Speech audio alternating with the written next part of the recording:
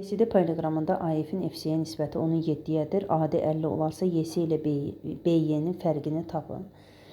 Burada paralelogram olduğu üçün deməli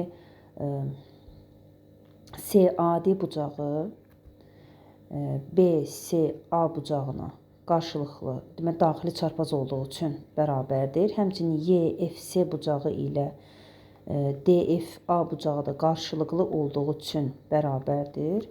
Deməli, bir üçbucağın iki bucağı, digər üçbucağın iki bucağına konkurrensiya bu üçbucaqlar oxşardır. AFD üçbucağı ilə CFY üçbucaqları oxşar üçbucaqlardır. Oxşarlığın əlamətinə görə istifadə edə bilərik buradan. Deməli, AF 10K, FC isə 7K olarsa, YS-ni biz X olaraq götürsək, AD də 50-dir. Deməli, 50-nin X-ə nisbəti bərabər olmalıdır onun 7-yə nisbətinə. Çarpaz olaraq vursaq və ya bunları ixtisar eləsək, deməli, alarıq ki, X bərabərdir 35-ə. X 35 olarsa, ümumilikdə axı BC AD-yə paralel olaraq bərabərdir. Həm paralel, həm də bərabərdir. Deməli, bura 50-dir, bura 35 olarsa, bu tərəfdə 15 olacaqdır.